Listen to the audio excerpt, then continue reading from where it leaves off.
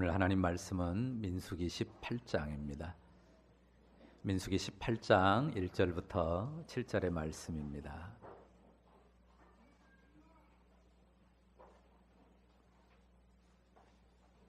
민수기 18장 1절부터 7절 말씀입니다.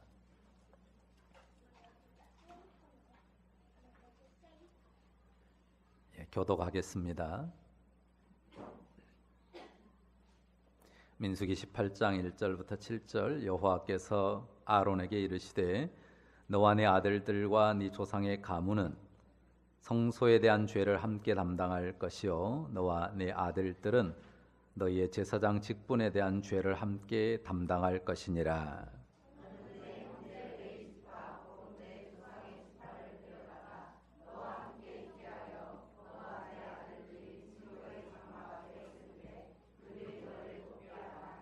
레위는 내 직무와 장막의 모든 직무를 지키려니와 성소의 기구와 제단에는 가까이 하지 못하리니 두렵건대 그들과 너희가 죽을까 하노라.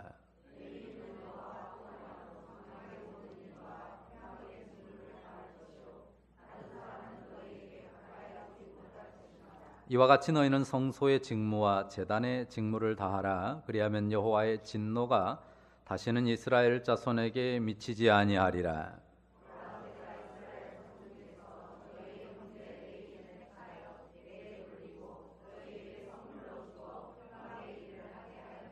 같이 읽습니다. 너와 내 아들들은 제단과 휘장 안의 모든 일에 대하여 제사장의 직무를 시켜 섬기라.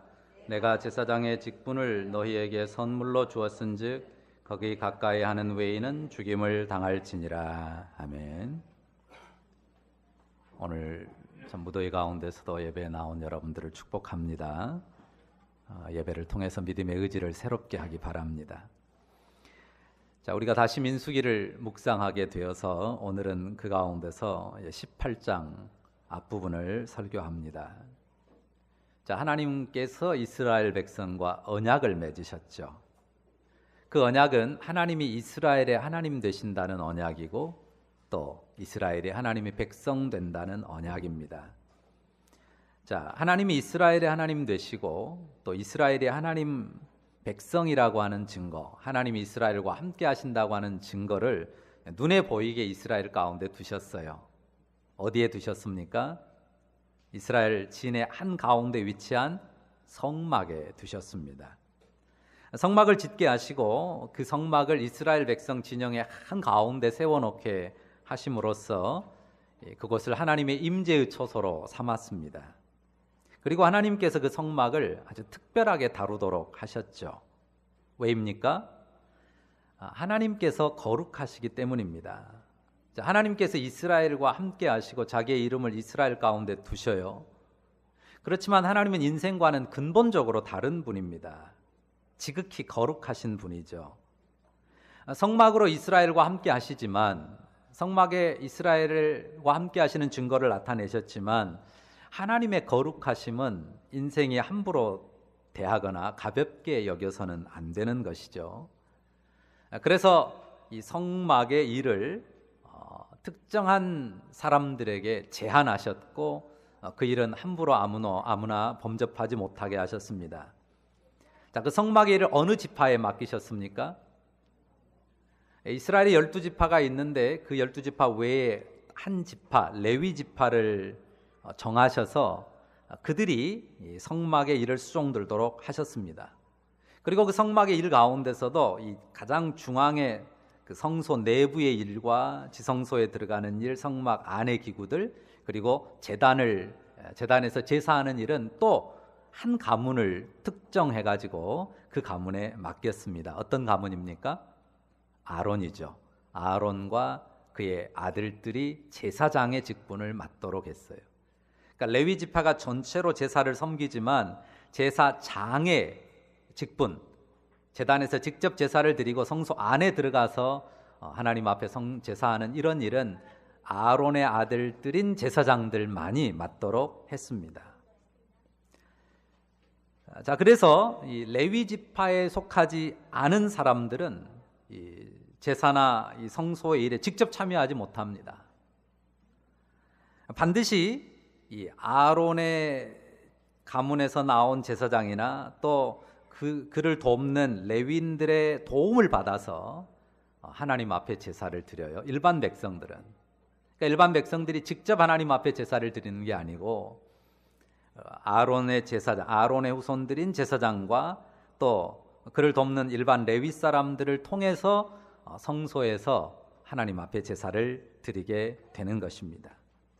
제사에는 여러 가지가 있죠. 자원에서 드리는 헌신의 제사가 있고 또 혹은 죄를 속하는 속죄 제사든지 여러 가지 제사가 있는데 이 레위인과 제사장의 중재를 통해서 그 제사를 드리도록 했다고 하는 것입니다. 그러니까 이 레위인들에게 그리고 특별히 이 제사장들에게 상당한 특권이 주어져 있죠. 그 일은 오직 레위인들만이 할 수 있고요. 그리고 레위인들 가운데서도 아론의 가문만이 할 수 있습니다. 자, 왜 오직 아론의 자손들만 제사장이 될 수가 있고 또 왜 레위 지파만이 성막의 일을 수종들 수가 있습니까? 그 이유가 뭡니까? 그 이유는 간단합니다. 왜 그래요? 하나님이 정하셨기 때문이죠.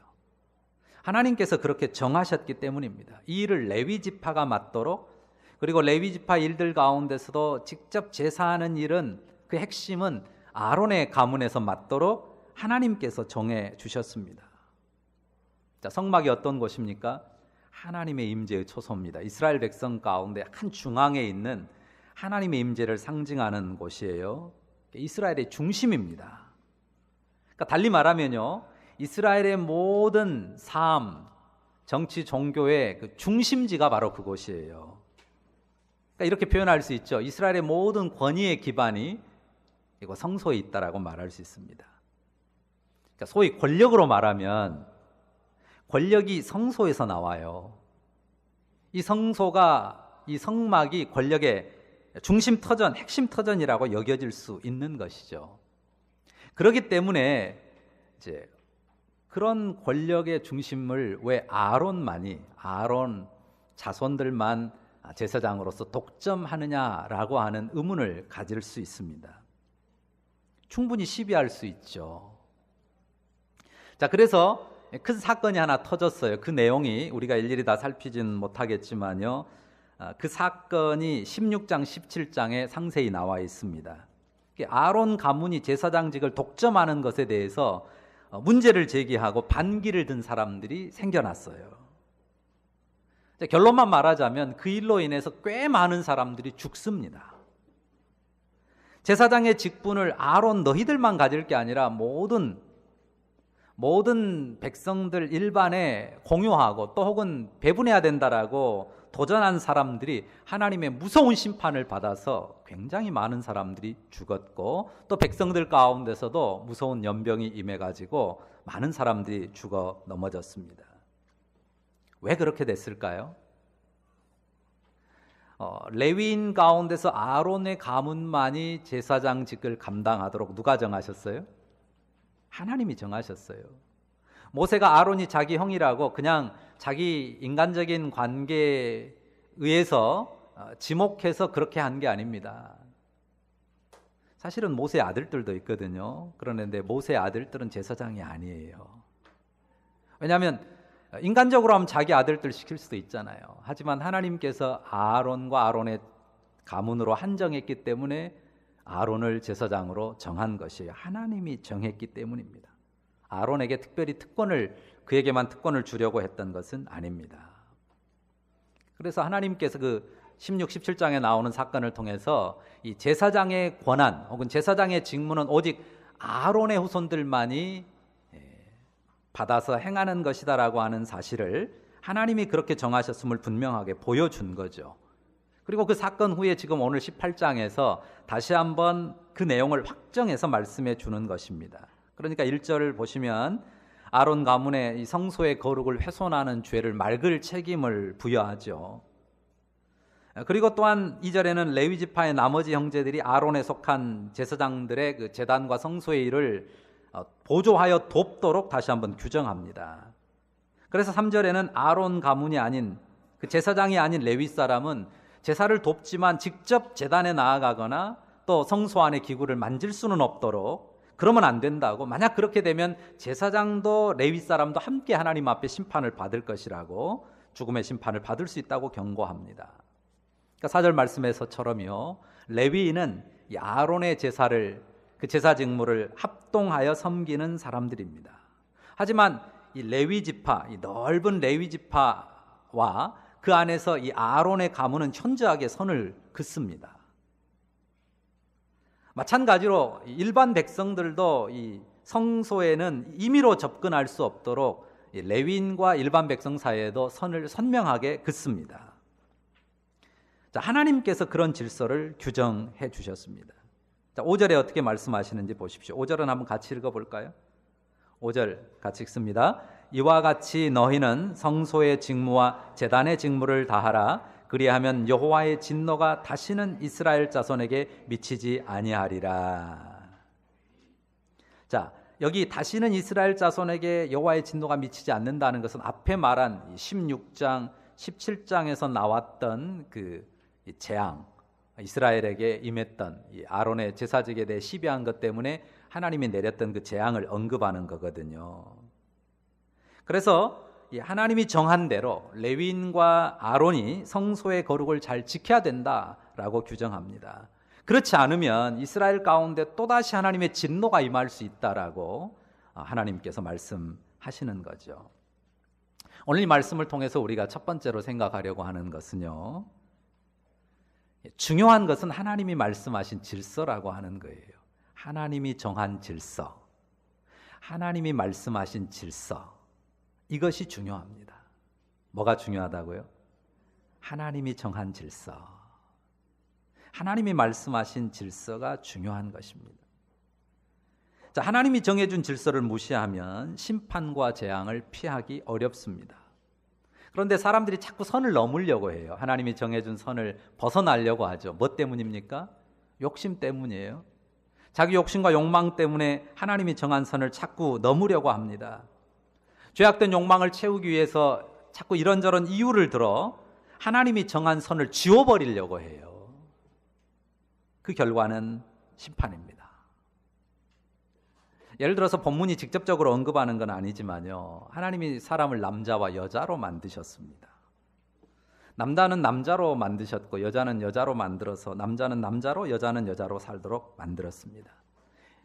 인격의 차별이 있다는 말이 아닙니다. 남자는 여자 앞에서 남자예요. 그리고 여자는 남자 앞에서 여자입니다. 자, 하나님이 정한 남녀의 질서를 무시하고 남자가 남자로 더불어서 여자가 여자로 더불어서 비정상적인 성행위를 좇는 사람들이 있습니다. 그리고 그거를 아주 교묘한 말로 미화하려고 해요. 성적 취향이라는 말로 미화하려고 합니다. 그리고 그것이 마치 보호받아야 될 인권인 것처럼 내세우는, 그러면서 동성 결혼마저 합법화하려고 그렇게 시도하는 그런 사람들이 있습니다. 그리고 이런 일로 세계에서 사람들이 우리 서울 광장에 모여가지고 퀴어 축제라고 동성애자들 축제를 했어요. 자, 이런 일들은 아주 악할 뿐만 아니라 하나님이 소돔과 고모라를 멸망시켰던 것과 같은 그런 무서운 심판을 초래하는 그런 하나님의 질서에서, 창조 질서와 하나님의 명령에서 벗어난 것임을 우리는 분명히 기억해야 합니다. 중요한 것은 하나님이 정하신 것이에요. 어떤 이유로도 하나님이 정하신 창조 질서와 말씀의 규정을 벗어나면 그것은 그 개인들뿐만 아니라 공동체 전체의 생태 환경을 파괴하고 공동체 전체의 재앙을 가져오는 것임을 우리가 기억해야 합니다. 하나님이 정한 선을 지키는 것이 생명입니다. 그리고 그 선을 넘어서면 생명에서 멀어지고 결국은 멸망에 이른다는 사실을 우리가 기억해야 합니다. 자, 그리고 우리가 이제 오늘 6절과 7절에서 이제 주목할 말씀이 있습니다. 자, 6절과 7절에 주목해야 될 단어가 6절에도 한번 7절에도 한번 나오는데요. 어떤 단어일까요? 오늘 설교의 제목을 주보를 보면서 봤던 분은 찾을 수 있을 텐데요. 뭔가요? 선물이라는 단어가 6절에도 나오고 7절에도 나오죠. 자, 무엇이 선물이라고 말하는지 여기 6절과 7절을 한번 자세히 보십시오. 6절에서는 아론 자손의 제사 직무를 돕는 레위인들이 아론 자손에게 선물이에요. 7절은 뭘 선물이라고 말합니까? 아론 자손에게 맡겨준 제사장의 직분 자체가 하나님이 주신 선물이에요. 자, 그리고 사실 여기 8절부터 그 뒤에 쭉 내용 20절까지 설교 본문을 정하려다가 줄였는데요. 8절부터 뒤에 나오는 내용들이 아론의 제사직에 대해서 하나님이 주시는 선물들에 대해서 여러 가지로 기록하고 있습니다. 자, 그들에게 주어진 생명과 삶 자체도 선물입니다. 그런데 오늘 두 가지 아론의 자손들에게 아론 자손으로서 제사장의 직무를 행하는 그 직무 자체가 선물인 것과 또 그 일을 돕는 레위, 형제 레위 지파 형제들이 또한 선물이라고 하는 사실, 그러니까 그 직무를 협력하는 동역자들이 선물이라고 하는 두 가지 사실을 이야기합니다. 자, 우리가 먼저 이런 내용을 살피기 전에 우리가 구약을 읽을 때 반드시 가져야 되는 신약의 관점, 복음의 관점을 기억해야 합니다. 자, 본문의 선물은 지금 누구에 대해서 쓰는 거예요? 아론과 그의 아들들, 제사장의 직을 맡은 아론의 가문에 대한 것이지만요, 이 제사장 직무에 대해서 신약 성경에 말씀하는 이 복음의 질서 안에서는 조금 다르죠. 자, 신약의 복음은, 예수 그리스도의 복음 안에서는 어떤 지파나 어떤 혈통, 가문, 또 혹은 사회 계층이나 계급 이런 것을 가지고 제사장 직분을 규정하지 않습니다. 자, 신약 성경은 어떻게 선포합니까? 자, 우리가 바울 사도를 많이 듣게 되는데요. 바울 사도가 로마서에 보면 자기 자신을 가리켜서 내가 복음의 제사장 직무를 행한다 그래요. 제사장 직무를 행한다고 하거든요. 바울은 레위 지파가 아니에요. 어느 지파 사람입니까? 혹시 기억하세요? 베냐민입니다. 지파로 말하면 바울은 베냐민 지파 사람이에요. 따라서 이 성소에 가까이 나아가는 레위인의 역할 뿐만 아니라 아론의 제사장 역할은 더더욱 할 수 없죠. 율법에 따르자면 그렇습니다. 그런데 왜 그리스도의 복음 안에서는 자기를 복음의 제사장이라고 합니까? 왜냐하면 그 구약의 제사직이 예수 그리스도로 말미암아 완성됐고 그 그리스도가 모든 성도들 안에 와 계시기 때문에 예수 그리스도를 믿는 모든 사람이 자기 자신을 가리켜서 내가 복음의 제사장이다라고 선명하게 말할 수 있는 거예요. 그래서 베드로전서 2장 9절 같은 경우도 너희는 왕 같은 제사장들이라고 모든 성도들을 가리켜서 제사장이라고 규정합니다. 따라서 우리는 오늘 민수기 18장의 말씀이 구약의 질서의 말씀을 그 원리와 가치를 신약의 복음의 제사장이 되고 왕 같은 제사장이 된 모든 예수 그리스도를 믿는 사람들에게 적용할 수가 있고 바로 우리 자신에게 적용할 수가 있는 것입니다. 하나님이 예수 그리스도를 우리로 하여금 믿게 하셨고 예수 그리스도의 죽음을 믿음으로 우리가 그 죽음에 합하여 죄에 대하여 죽은 자들이 되게 하셨습니다. 예수 그리스도의 부활을 믿는 우리가 그의 부활에 합하여 그 부활 생명과 의로 하나님 앞에 산 자들이 되게 하셨습니다. 자, 그런 우리에게 하나님이 어떤 직분을 주셨어요? 제사장 직분을 주셨습니다. 복음의 제사장, 왕 같은 제사장의 직분을 우리에게 주신 것이고 그 직무를 우리로 하여금 감당케 하십니다. 그 직무가 뭐라고요? 아론의 아들들에게 제사장 직무가 뭐였습니까? 선물이었던 것처럼 또한 우리에게 준 이 제사장의 직무 역시도 우리에게 선물입니다. 그리고 아론에게 레위인들이 동역자로 있었던 레위인들이 선물이었던 것처럼 또한 우리들에게 이 직무를 합동해서 돕는 동역자들이 또한 우리에게 선물입니다. 여러분 어떻습니까? 자신에게 주어진 일이나 직무, 그리고 또 자기와 함께 일하는 사람 돕는 동역자들 선물로 여기십니까? 내게 주어진 직무가 하나님이 내게 주신 선물이다. 이 일을 함께 동역하는 지체들이 하나님이 내게 주신 선물이다. 그렇게 여깁니까? 어떻습니까? 여러분 마음에 어떤 생각을 갖고 있습니까? 자, 성도들이 믿음의 삶에 있어서 빼놓을 수 없는 중요한 고백이 있습니다. 그 고백이 뭡니까? 우리의 삶이 선물이라는 고백이에요. 여러분의 삶이 선물이라고 하는, 하나님이 주신 선물이라고 하는 사실을 믿으십니까? 우리의 삶 자체가 선물입니다.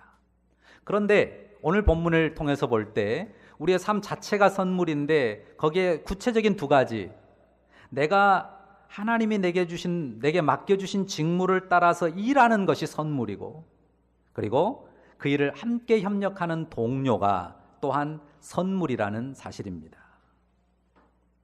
우리가 선물을 받아서 이 선물을 가지고 삽니다. 복음의 제사장이라고 말하니까 교회 일만 생각하는 건 아니에요. 교회 일만 하나님의 선물이고 그 일을 잘하라고 말하는 게 결코 아닙니다. 자, 예를 들어서 도둑질이 주업인 사람이 있습니다. 사기치는 게 주업인 사람들도 있어요.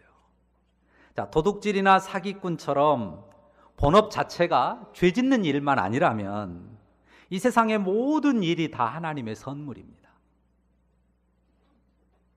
그러니까 죄 짓는 일만 아니면, 여러분이 교회에 와서 하나님 말씀 듣고 배우는 일, 또 그것을 어떤 직분을 감당하는 일만이 선물이 아니고, 여러분이 이 땅에서 죄 짓는 일이 아니면 여러분이 행하는 모든 일, 어디에서 언제 행하든 간에 그 모든 일이 하나님이 여러분에게 주신 선물이에요. 믿으십니까? 성도는 이제 그 자리에서, 그 모든 일터와 그 자리에서 복음의 제사장으로서의 자기 직무를 거기에 추가해서 감당하는 것이죠. 자기 생업의 현장에서 손으로 수고하여 일하면서 복음의 빛을 따라 살아요. 그럼으로써 제사장의 직분을 감당하는 것입니다. 그 직업이 선물입니다. 그리고 또한 우리가 주님이 특별하게 맡겨주신 복음의 직무, 이 사역, 이것이 또한 하나님의 선물이에요. 그리고 그대로 적용하자면 오늘 본문대로 내가 일하는 직장, 일터에서 함께 일하는 동료 역시도 하나님이 주신 선물이에요. 그리고 복음 사역을 돕는 동역자들, 함께 목장에서 그리고 연합교회에서 교제하면서 서로 격려하고 돕는 동역자들이 전부 또한 하나님의 선물입니다. 여러분 어떻습니까? 그게 진짜 선물이냐? 선물처럼 여겨지십니까? 어떤 사람은요, 자기 일에 대해서, 그리고 자기와 함께 일하는 사람들에 대해서 참 내게 주신 선물이다 라고 받으면서 감사하면서 생활하는 사람이 있습니다. 그런가 하면 정반대의 사람이 있죠. 일에 대해서나 또 그 일에 함께하는 사람들에 대해서 온통 재앙으로 여기는 그런 사람도 있습니다. 여러분은 그 둘 중에 어느 쪽으로 좀 더 기울어 있는 것 같습니까? 하나님이 이 일을 내게 선물로 주셨고 또 일을 함께하는 동료들을 내게 선물로 주셨다는 생각을 더 많이 합니까? 아니면 거기에 대해서 불만족하고 이건 재앙이다, 저주다라는 생각을 더 많이 합니까? 직업과 사역의 직분 모두가 하나님의 선물입니다. 그리고 직장 동료와 목장 식구들과 연합교회 성도들처럼 복음 사역의 동역자들 모두도 하나님의 선물입니다. 혹시 여러분은 그 선물을 부당하게 대하고 있지는 않습니까? 선물로 붙여주신 사람인데 저주와 재앙으로 여기고 있지는 않습니까? 사실 저도요, 어떤 일이나 어떤 사람에 대해서는요, 하나님이 보낸 선물로 못 느낄 때가 많습니다. 이런 일은 좀 없었으면 좋겠고 안 했으면 좋겠고 이런 사람은 조금 좀 한 발 멀리 좀 가주셨으면 좋겠고 심하게는 지구를 떠나주셨으면 좋겠다는 생각이 드는 사람도 있어요. 그런데 어떤 일과 사람에서든 한 가지 노력은 합니다. 하나님의 선물을 발견할 숙제, 그 일을 그리고 그 사람을 하나님의 선물로 발견할 수 있는 숙제로 여기고 씨름합니다. 그러다 보면 뭔가 한 가지는 얻어요. 어떤 변화가 일어나기도 합니다. 그런 씨름 중에서 진짜 선물이었네 라고 느껴지는 그런 변화가 나타나기도 하고요.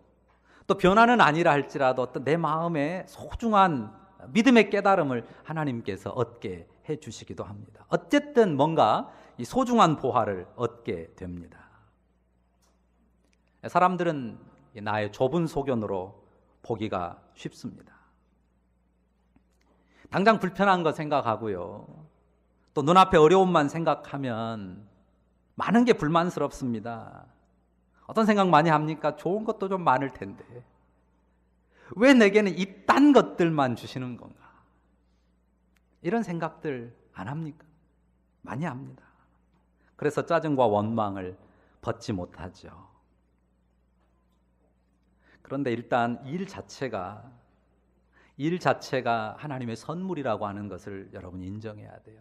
이 시대의 젊은이들이 무엇 때문에 아우성입니까? 일자리 없어서 아우성이잖아요. 일이 복이에요. 그리고 일이 많을 때는 좀 일 없이 살았으면 좋겠다라고 하지만 진짜 한 일주일만 가만히 놀아보십시오. 일하고 싶어서 안달입니다. 적당하게 하나님이 주신 일을 감사함으로 하는 게 중요하죠. 그리고 우리가 좁은 시각에서 벗어나서 넓게 봐야 됩니다. 자, 만약에 여러분 앞에 1조 원의 현금하고 대단한 현금이죠. 평생 만져볼 수 없는 현금이죠.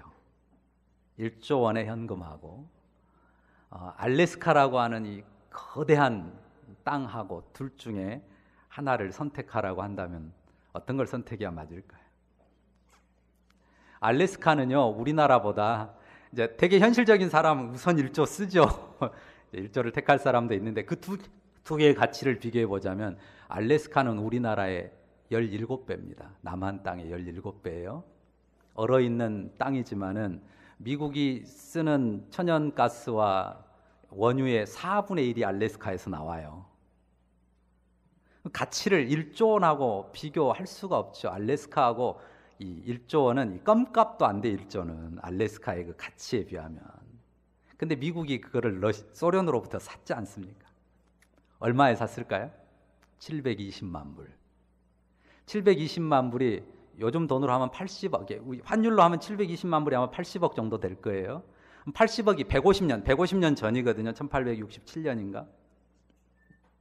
자, 150년 전에 80억이 그럼 지금 수천억, 한 1조 아니면 몇 조 된다고 해도 러시아는, 소련은 너무 손해본 장사를 한 거고, 그때 알래스카를 샀던 앤드루 존슨이라고 하는 대통령은 미국에 두고두고 큰 선물을 남긴 거예요. 근데 처음에 미국이 그 알래스카를 살 때는요, 많은 사람들이 반대했어요. 그 아무 쓸데도 없는 땅을 뭐 그렇게 많은 돈을 주고 사냐. 이 존슨 대통령, 앤드루 존슨 대통령이 미쳤다. 이런 여론이 굉장히 많았습니다. 이 링컨 대통령 다음 대통령이거든요. 그런데 결국 미국의 역사 속에서 이 알래스카라고 하는 이 동토는 이 축복으로 선물로, 큰 선물로 남아 있단 말이에요. 그러니까 우선 눈앞의 것 생각하면 이게 저주덩어리고 괜히 많은 손해를 볼 것 같았지만은 엄청난 선물로 남았던 것을 결국은 우리가 알 수도 있지 않습니까? 그러니까 우리 눈앞에서 이건 선물이 아니야, 이건 손해야, 이건 재앙이야, 저주라고 생각되는 그것 속에 하나님이 감춰놓은 놀라운 선물들이 반드시 있다는 거예요. 하나님이 우리에게 주신 일이 선물이고, 또 직무가 선물이고, 우리에게 주신 직장의 동료뿐만 아니라 우리가 함께 복음으로 동역하는 사람들이 선물이라면, 하나님이 선물로 주셨다고 말씀하셨다면 지금은 선물 같지 않아 보이고 고통덩어리 같고 재앙덩어리 같고 저주덩어리 같아도 그것이 반드시 선물로서의 진가를 나타낼 때가 있다고 하는 것입니다.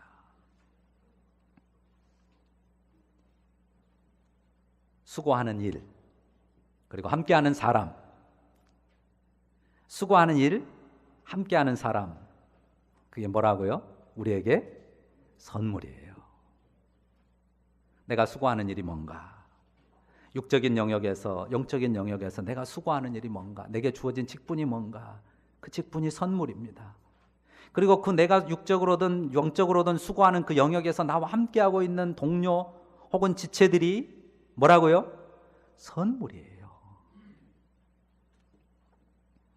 하나님이 주신 선물에는 분명히 소중한 가치가 담겨 있습니다. 우선은 버거울 수 있어요. 그냥 지고 있기 무거울 수 있고 간직하기 힘들고 복잡할 수 있습니다. 그런데 눈에 보이는 전부가 아니에요. 자, 선물을 받았으면 어떻게 해야 돼요? 포장을 벗겨봐야죠. 포장만 보고는 모르거든요. 포장을 벗겨봐야 됩니다. 먼지를 잘 털어내 봐야 돼요. 먼지가 끼어 있어도. 그리고 잘 닦고 문질러 봐야 합니다. 그리고 이게 어떤 용도로 쓰일 건지 사용법을 잘 익혀야 돼요. 어떤 대단한 선물들은요, 사용법을 몰라가지고 못 쓰는 경우도 많아요.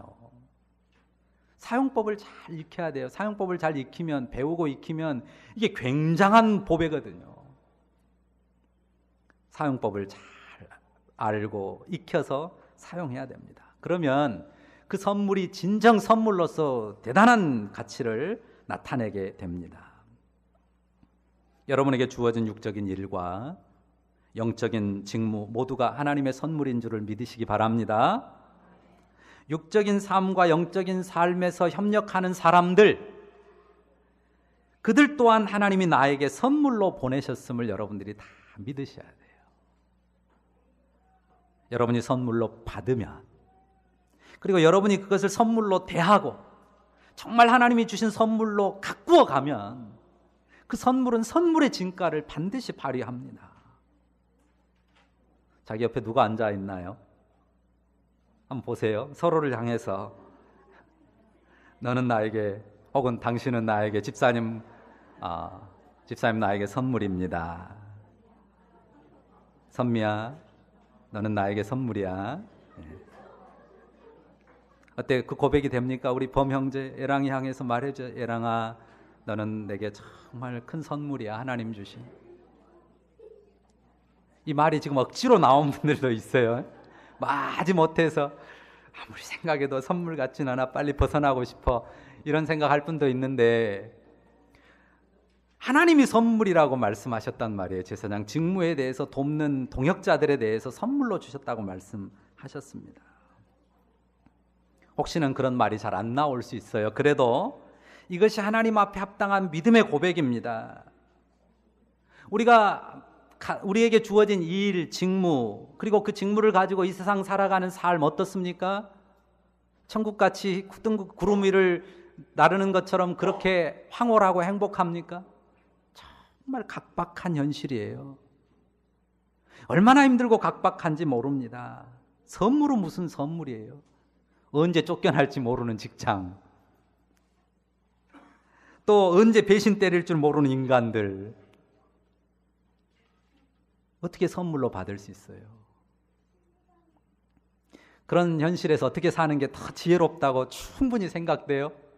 얌체, 깍쟁이로 사는 것이 더 지혜롭다고, 크게 옳다라고 생각되기 쉬운 현실입니다. 정말 그런 현실이에요. 보통 무서운 세상이 아닙니다. 그런데 우리가 우리에게 주어진 직장 그 자체를 신뢰하는 게 아니에요. 우리에게 주어진 일, 직무 자체를 신뢰하는 게 아닙니다. 우리가 사람을 신뢰하는 게 아니에요. 인간성을 기대하는 것도 아닙니다. 우리가 누구를 믿어요? 하나님을 믿습니다. 주 예수님을 믿습니다. 우리가 주 예수님을 믿고 주 예수 그리스도 안에서 우리의 선하신 아버지 되신 하나님을 믿기 때문에, 우리에게 부여하신 그 하나님을 믿기 때문에, 비록 인간들은 믿을 수 없고 그 일터도 믿을 수 없고 아무것도 신뢰할 수가 없지만 하나님이 선물로 주셨다고 말씀하시니까 내가 일하는 일터를 하나님이 주신 선물로 알고, 또 내게 주신 영적인 직무들도 하나님이 주신 선물로 알고, 내가 직장에서 만나는 동료들도 하나님이 주신 선물로 알고, 내가 영적인 일에서 함께 동역하는 목장 식구들이나 우리 교회의 지체들도 하나님이 내게 주신 선물로 알고, 선물 같지 않을지라도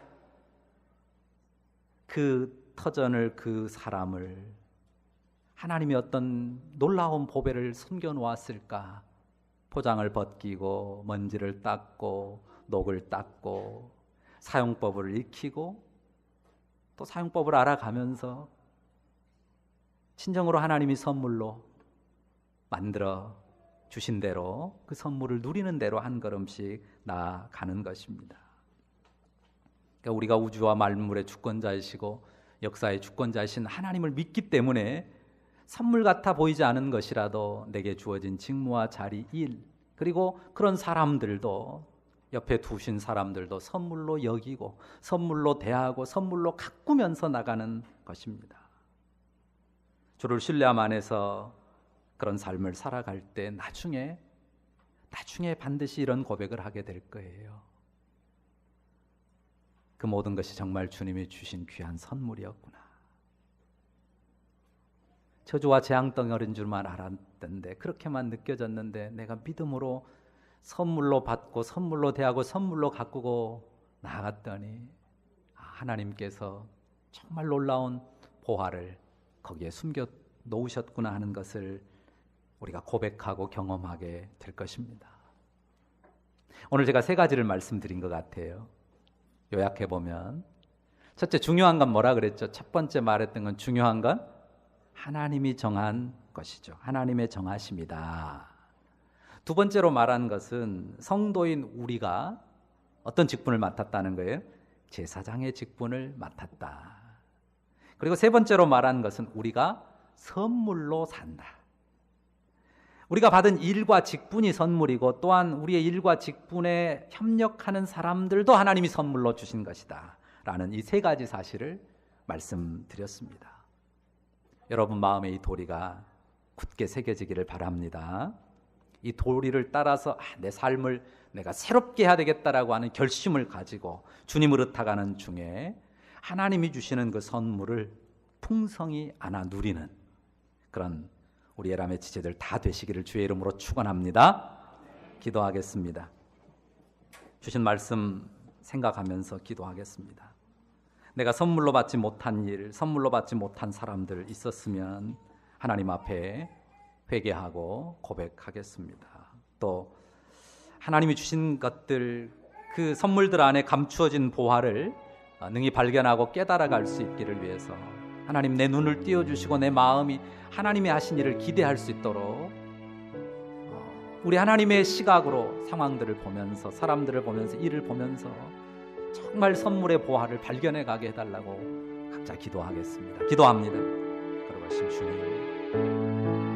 귀한 말씀 주셔서 감사합니다.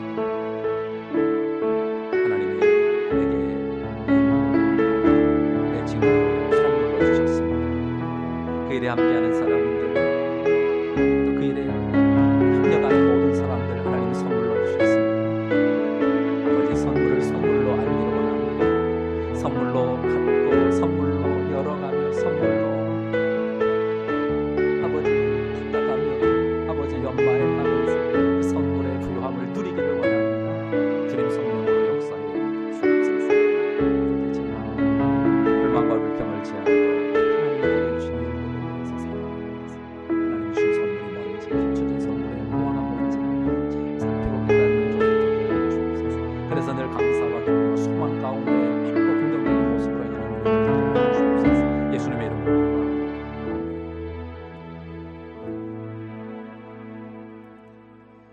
거룩하신 주님, 우리 하나님이 정하신 것이 가장 중요하다는 사실을 알고 그 질서 안에 머물게 하여 주옵소서.